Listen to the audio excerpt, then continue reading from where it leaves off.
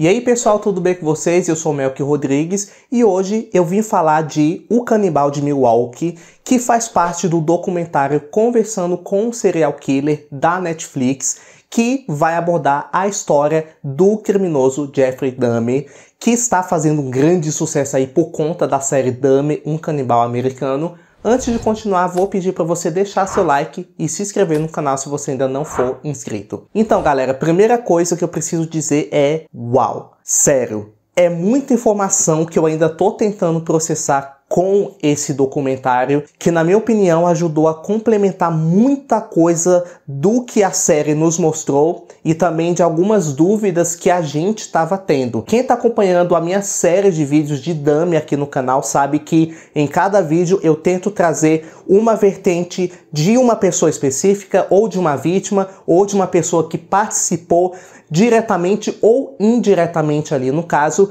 E aqui nesse documentário a gente vê uma contrapartida que não foi mostrada em outros documentários ou em outras entrevistas. Aqui nós vemos principalmente o ponto de vista da advogada Wendy Petricus, e inclusive com gravações reais de entrevistas que ela fez com o Jeffrey Dahmer lá nos anos 90, que até então nunca tinha sido divulgado em público. Então eu gostei porque ali não apenas mostrou certas coisas que a gente já sabia sobre o caso, como também explorou outras vertentes, outras nuances que a gente não sabia. E também eu gostei de trazer outras pessoas com envolvimentos ali, mesmo que seja indiretamente, do que aquelas pessoas que a gente já estava acostumada a ver todos os depoimentos delas. Então eu acho que a Wendy, ela trouxe um ponto de vista muito mais profundo. Na minha opinião, esse documentário se aprofunda ainda mais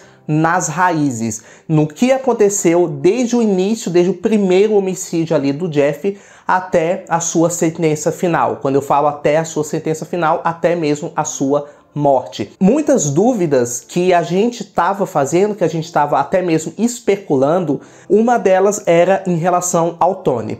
A gente viu que a série ela deu um contexto dramático muito mais forte para esse caso específico, que muitas pessoas criticaram porque achou que romantizaram demais, e beleza, tudo bem, respeito completamente a sua opinião.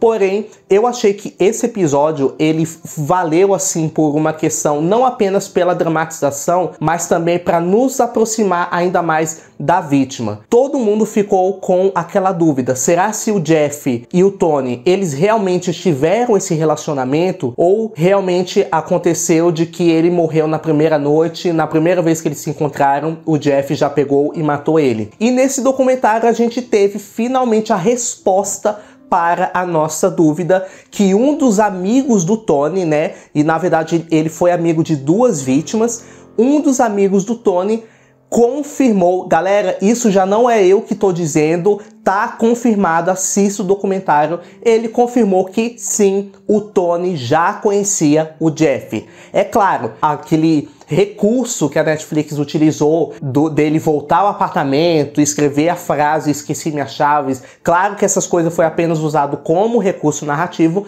mas temos a resposta e sim, o Tony e o Jeff já se conheciam antes. Por quanto tempo foi esse relacionamento deles, a gente não sabe. A gente não sabe de fato se eles realmente namoraram, mas o que o rapaz contou ali no documentário é que o Tony já conhecia o Jeff, ele falava para ele sobre o Jeff, e depois que aconteceu a tórrida noite que ele morre. Aí sim, quando acontece mesmo as vias de fato, realmente foi em apenas uma noite. Não teve todo aquele negócio do Tony sair e voltar para buscar as chaves. Isso aí foi um recurso usado somente para a Netflix. Inclusive, assista o vídeo do Tony, que tá aqui em algum lugar nos cards. Outra coisa que eu gostei muito também nesse documentário, que a Netflix, apesar de muita coisa eles terem usado como dramatização, eu não vou usar o termo romantização aqui, galera, porque eu acho que isso depende muito da interpretação pessoal de cada um.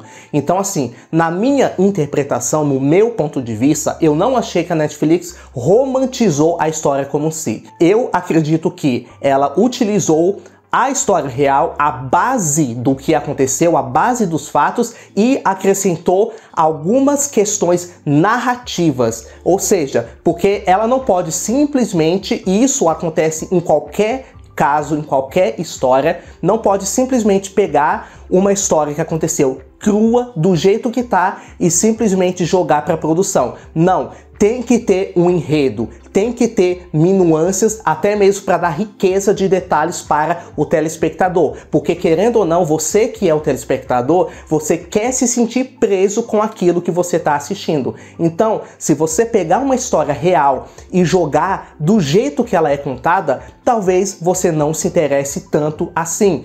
E eu achei que não apenas na questão da série, mas também como esse documentário, eu achei que a direção, a produção ficou muito assim bem assertiva, e principalmente quando falou dos primeiros casos, aliás, do primeiro homicídio do Jeff, que foi o Steven Hicks. E inclusive foi documentado, né, que a primeira vez que o Jeff começou a sentir esses desejos, certo? Foi exatamente como foi mostrado na série, que ele via um corredor todos os dias passando ali correndo e ele tinha vontade de fazer alguma coisa com aquele rapaz. Então depois dessa questão desse rapaz, que ele tentou fazer alguma coisa, acabou que não deu em nada, graças a Deus, ele buscou o Steven Hicks. E o Steven Hicks foi um caso assim que o Jeff, na verdade, ele não pensava que iria matar ele, né? Até porque foi o primeiro homicídio, só que não estava nos planos dele, certo?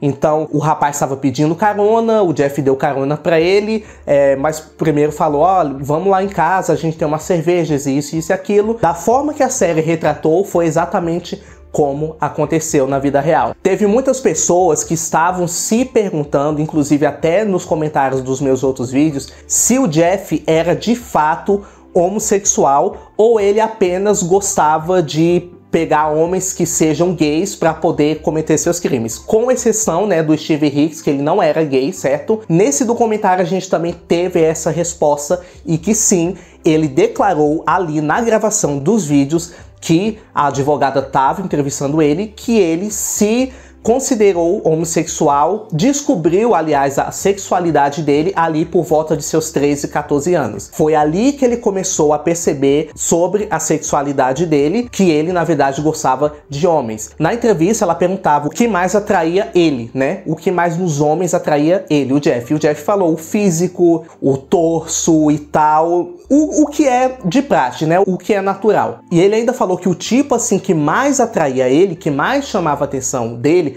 era justamente homens negros, fortes, atléticos. Ou seja, de uma certa forma, ele estava correto em afirmar que ele não matou esses homens por crimes de ódio, certo?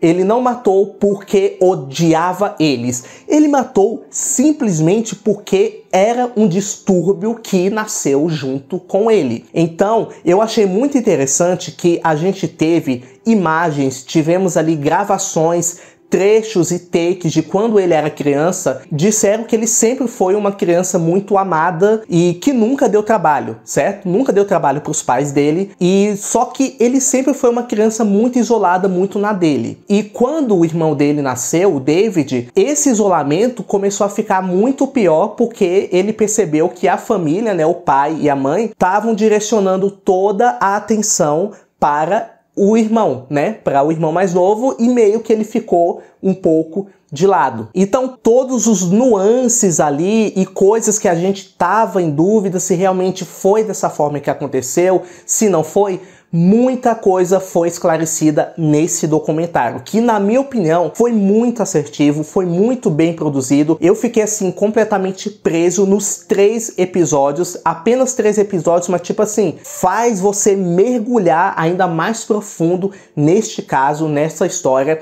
Inclusive até mesmo quando falaram do Conerak, eles argumentaram que sim, que na opinião deles houve um pouco de negligência da parte das autoridades, Sim, eu sei que é um caso muito complexo e que muitas pessoas interpretam de várias outras formas e tudo bem, a gente está aqui para discutir as nossas interpretações sobre o caso, mas a gente tem que tentar entender o que é de fato, o que realmente aconteceu e o que é apenas especulação. Até então, a gente tinha essa especulação do Jeff e o Tony, se eles se conheciam ou não, e agora a gente tem a confirmação que sim, eles se conheciam.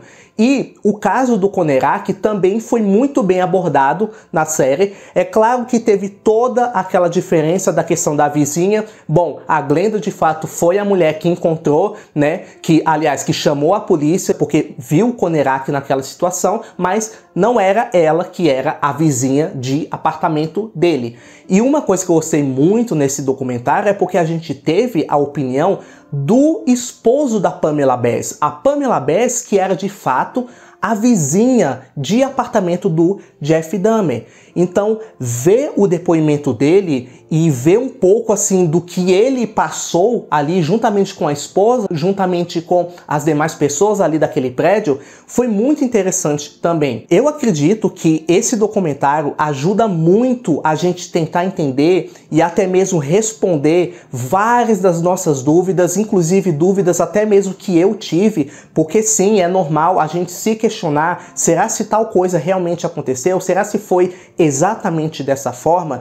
Então, acho que esse documentário veio muito a calhar, justamente agora que muita gente está procurando com sede de saber, querendo saber dos detalhes do que aconteceu com este caso naquela época. Então, na minha opinião, acho que você precisa parar e assistir esse documentário, mas levando em consideração que tem muita coisa da série que foi muito bem utilizado.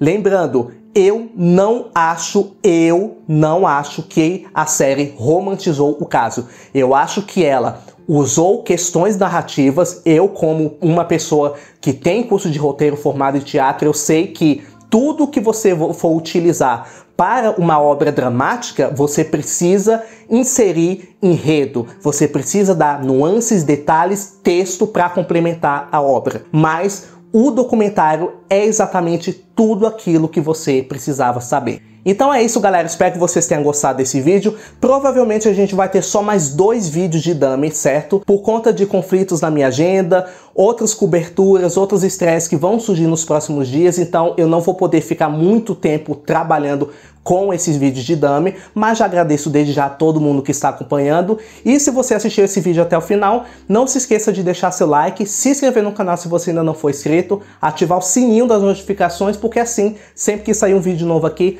você vai ser notificado. Beleza? Beijão e até a próxima.